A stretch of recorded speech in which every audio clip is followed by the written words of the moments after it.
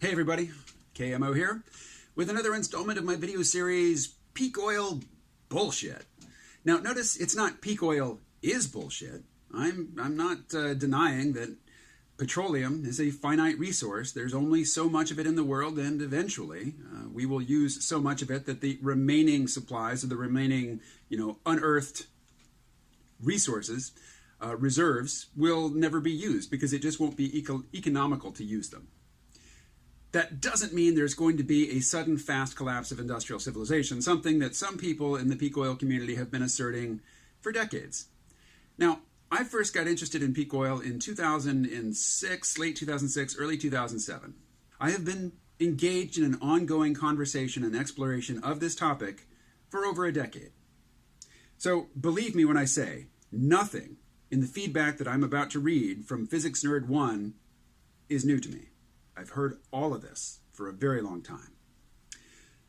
Physics Nerd 1 writes, "The Earth doesn't have a creamy nougat center of oil." You know, when I first heard that phrase or used it, I don't remember when I first heard it, but I certainly used it, and I made a graphic to serve as the cover art.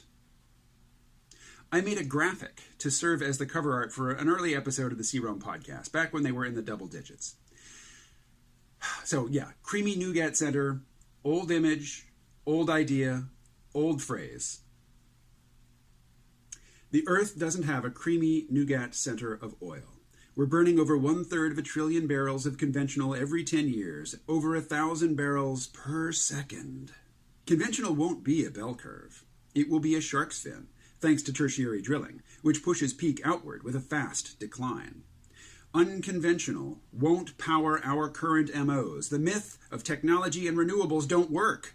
Jevons paradox, for example, or study some physics. When conventional starts to decline, all bets are due. Physics Nerd 1, conventionals peaked in 2005. Were all bets due in 2005? What are you talking about? As for the rest of this, I have been hearing this exact same argument for over a decade, with peak oil fanatics basically saying that the sky is falling, industrial civilization is on its last legs, it is going to stumble and crumble and fall in the coming weeks.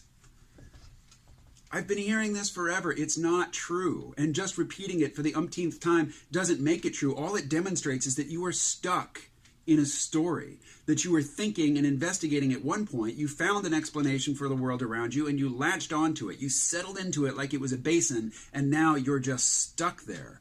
Your explanatory story for the world does not account for the world that we experience.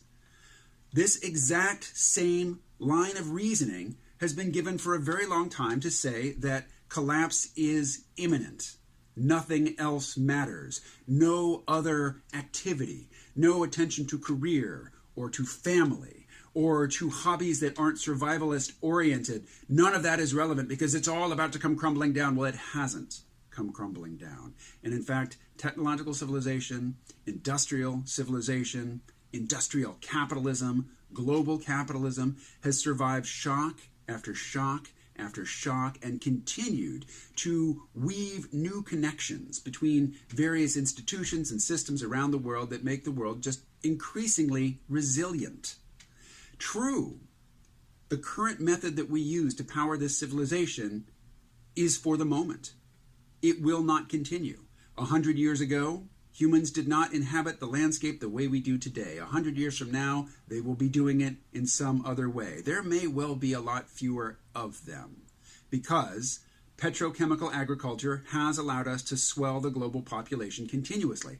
But it doesn't mean that there is going to be a sudden collapse and people will be eating their pets and that there will be cannibalism, and that the only people who are going to do well are the ones who know how to garden or the ones who have stockpiled freeze-dried eats and, weapons and ammunition. Those are all fantasies. They serve a psychological need.